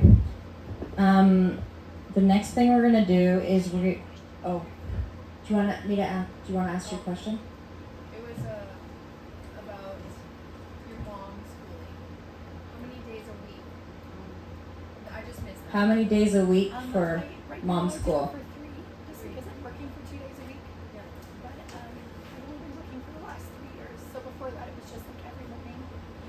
And most of it was just reading. A lot of it was just reading. Yeah, reading books that cover lots of different subjects. Thank you. Okay.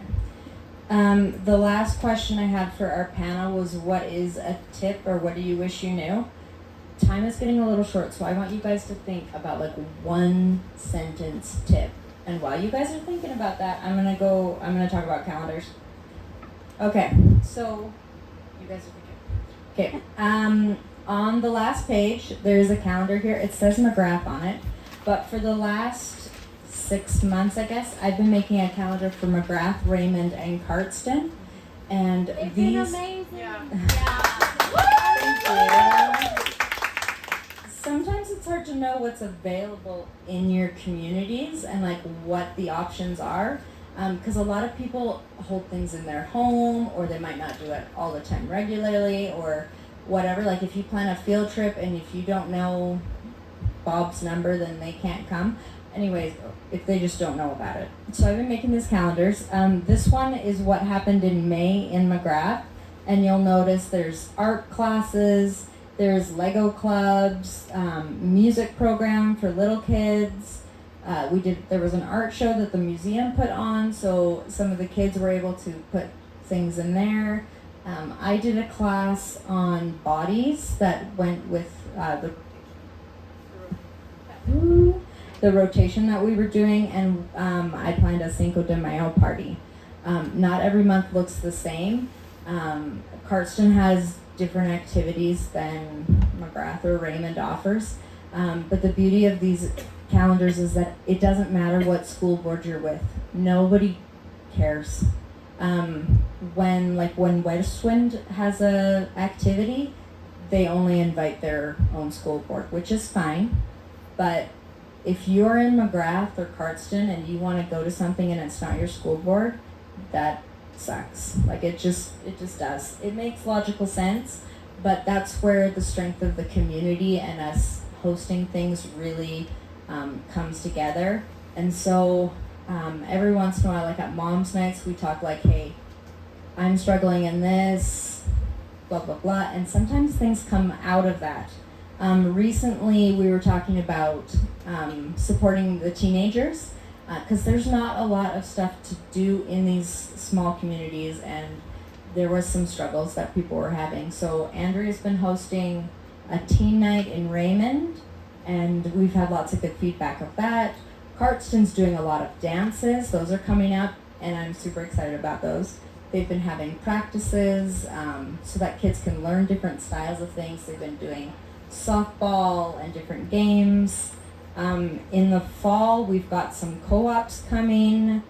So lots of times those are like 45 minutes of history and a gym class. Maybe there's some art. We've got forest schools, science afternoons.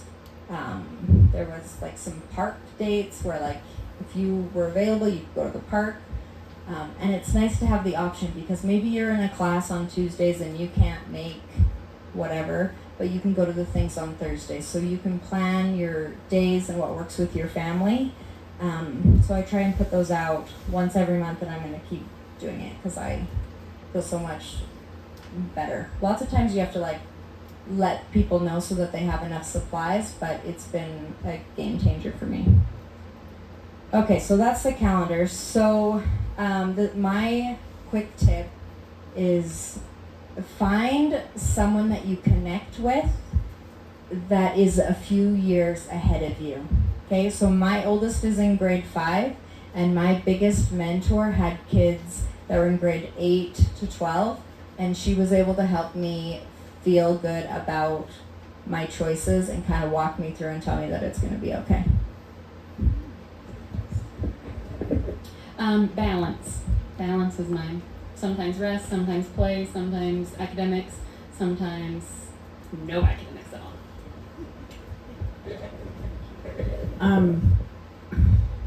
Mine is apologizing because you mess up a lot. And so like I feel like I'm getting pretty good at apologizing to my kids, probably not to my husband, but to my kids, and just trying to repair. Like it's never too late. So anyway, that's my hot tip. We have a saying in our house, I didn't think until we thought, but you could probably substitute, I didn't think until we talked. Talk to your kids, talk to your spouse, talk to your neighbor, talk to your facilitator, talk to God, talk, communicate. Because someone's gonna have something that you don't know that's gonna help you in that moment, or your kid's gonna have something to tell you about how you're doing things that you didn't know in that moment, and it'll make you a better parent. Okay, mine is to trust. If you are feeling the call to homeschool your children, then I would tell you to trust in that feeling. I told Jackie this before, like for 10 years, for a full decade, I thought, I'm going to screw up my kids. What am I doing? Like a whole decade, like consistently. And then over the years, it just got less and less and less. And then I've seen my beautiful children growing and becoming thriving adults who are marvelous. And I'm like, I didn't screw them up. I'm okay, we're okay. And just trust yourself that you can do it.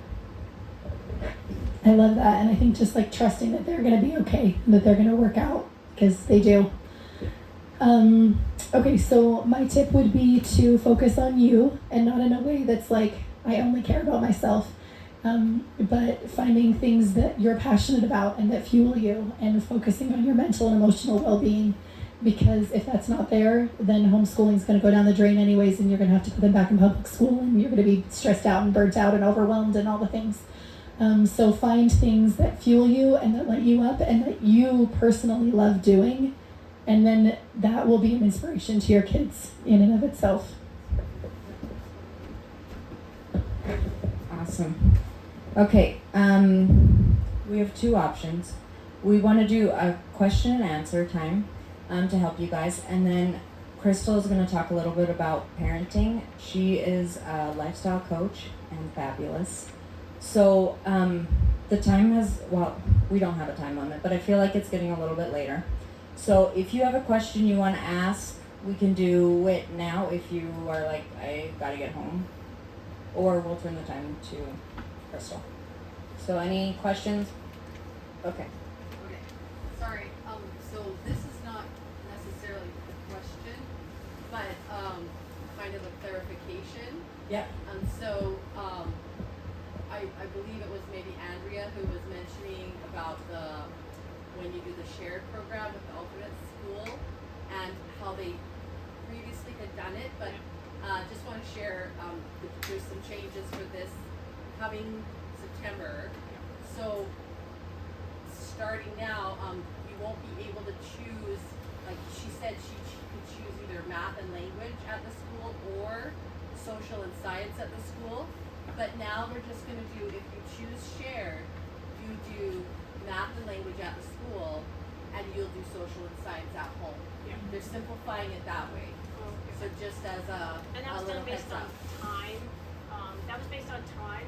Yeah, I'm and the so chair it's of the half school day council, so classes. they just didn't have the ability to supply the parents with the resources and Yeah. the time, teacher time, in order to accommodate the two different options. So they just made it simple. Yeah, So there was less unhappiness that's right. because there were a lot of people unhappy with what was being delivered in the social and science or in the math and English. Oh, So they yeah. wanted to do better, so they picked.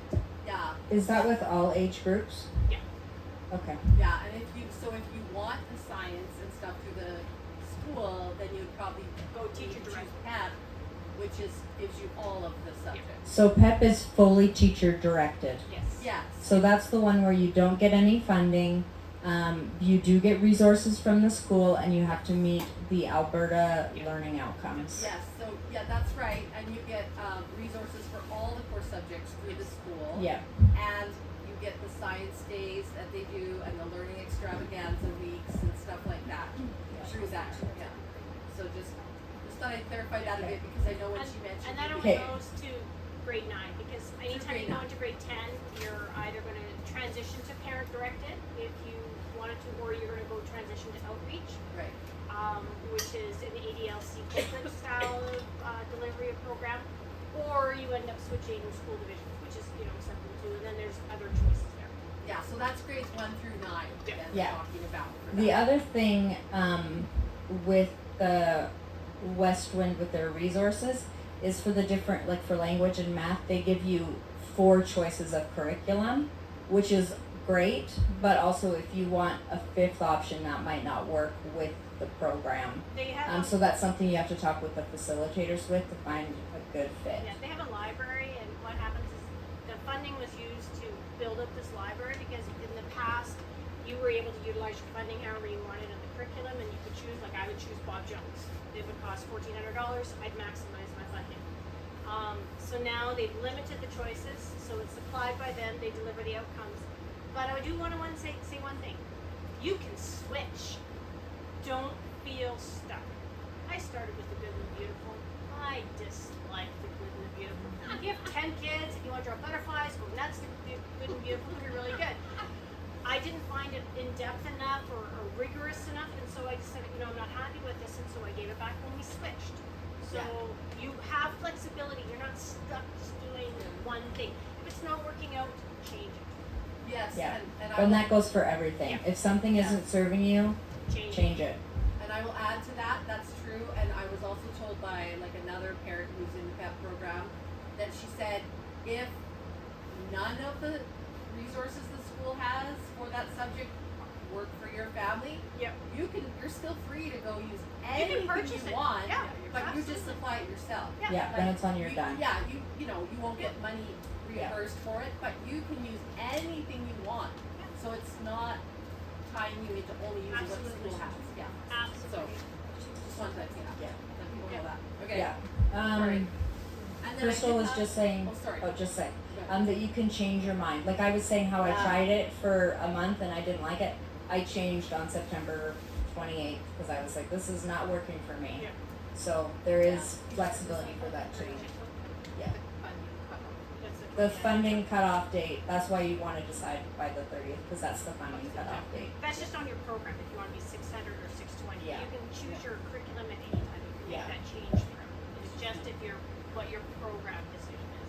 Yeah. Because government funding is decided by the 29th of September. Yeah. And the other Okay. thing, sorry, Question. the other Yeah, thing go that I ahead. wanted to, if you guys could please clarify for everybody, because not everybody might be familiar with, Yeah. when you guys were saying 600, 620, Okay. 610, like, what does those So mean for people? 600 Like, is parent directed, so that's the home education. 620, that used to be the shared, but I don't think they, 620's teacher It's the directed. that's the teacher directive? 620's always been. Because 620 they is fully keep funded. changing the numbers in Westwind, and it's very confusing. Okay, well, what it is, so 620 It is capped, it's Yeah. fully funded. Okay. And 610 is like halfway between so it's shared. That's the shared. Right, so it's Okay. halfway between fully funded, so in shared, in 610, you get funding for your social studies and science. So you get Doing half, that. you get the Yeah. 450. That's if you're doing it through Westwind. If you go Yeah, through other I'm talking divisions, that. the other Yeah. divisions can choose based on their What they offer. how many teachers they have, Yeah. what kind of shared program, because it's based on, you could do 2080.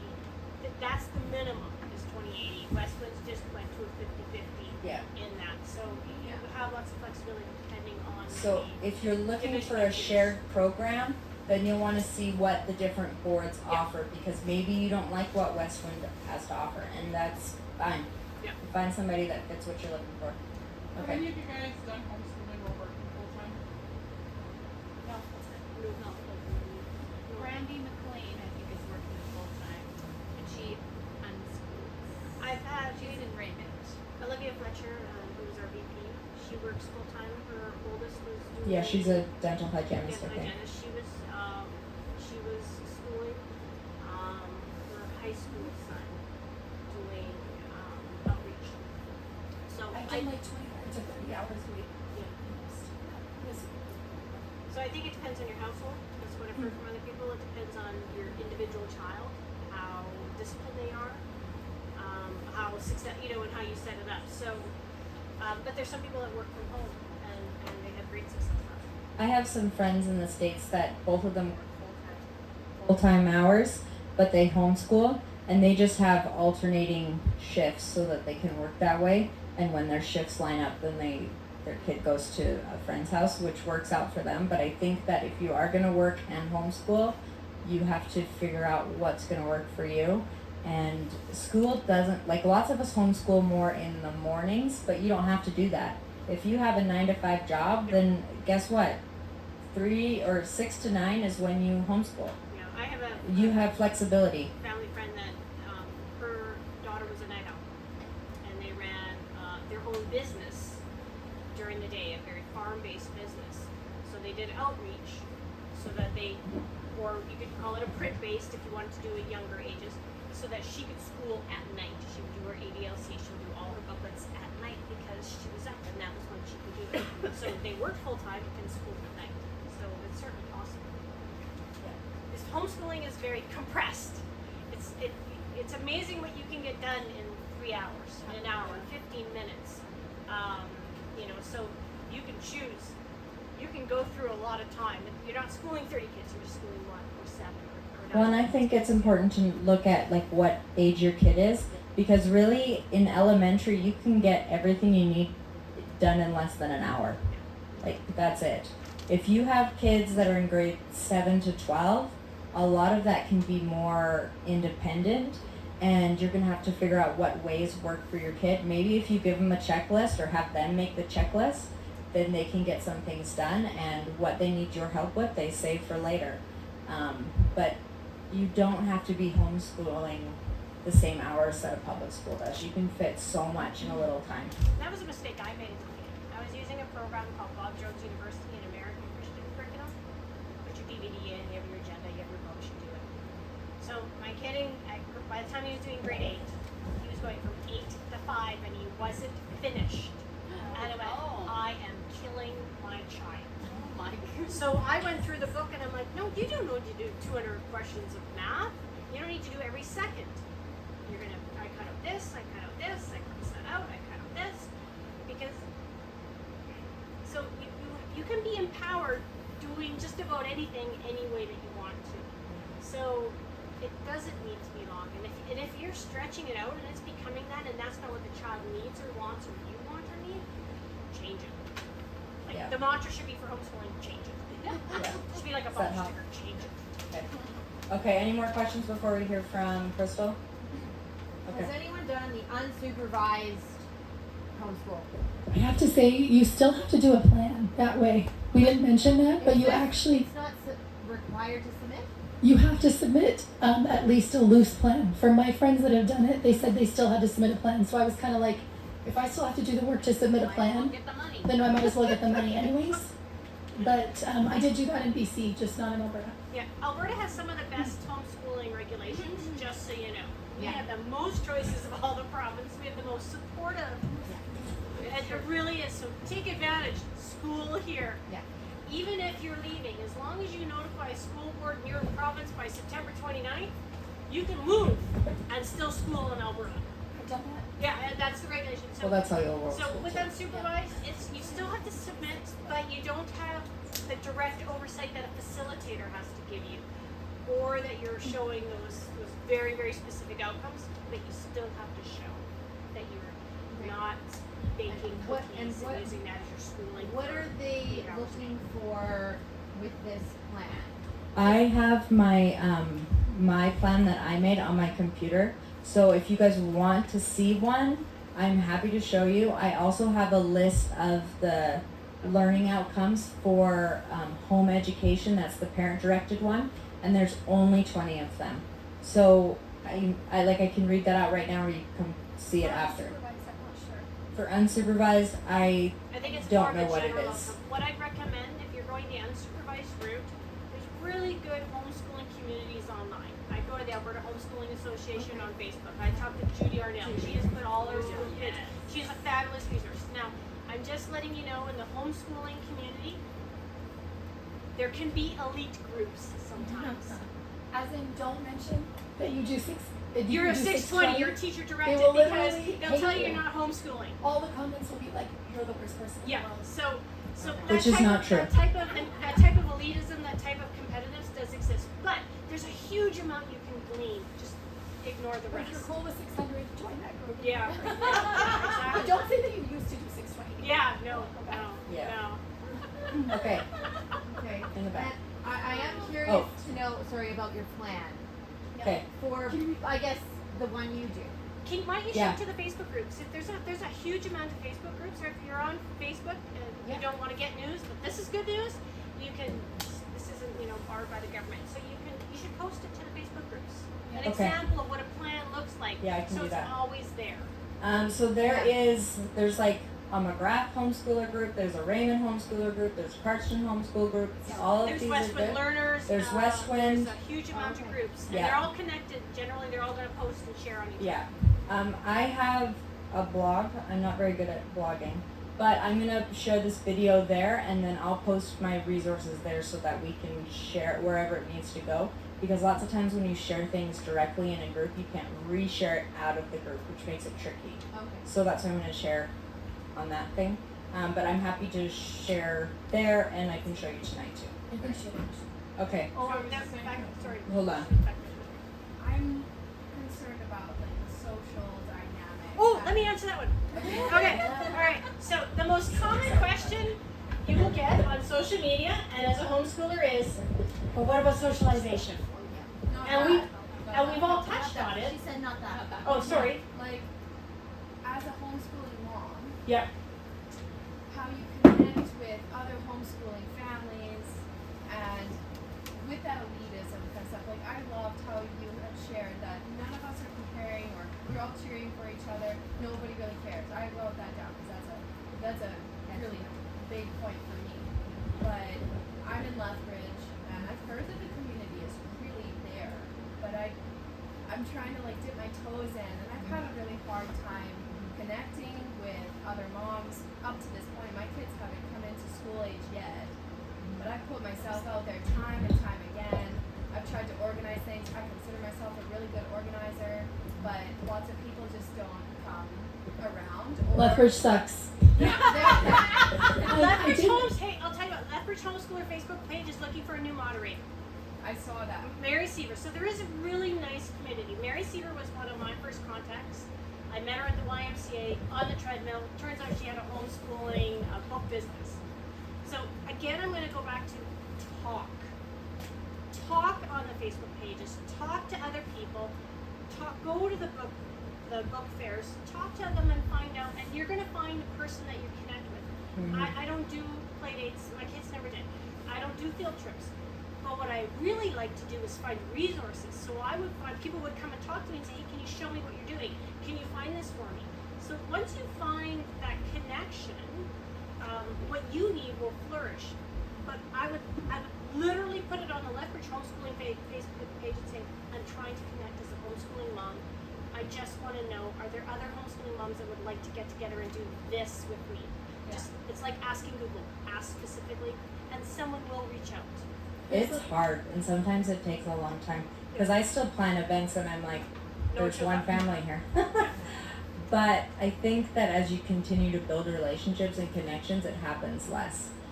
When I lived in Lethbridge, there was a play group that they met once a week, and they like hopped all over the city. That's where I met a bunch of people. Lethbridge field trip outing type group of homeschoolers. Yeah. And Yeah, sometimes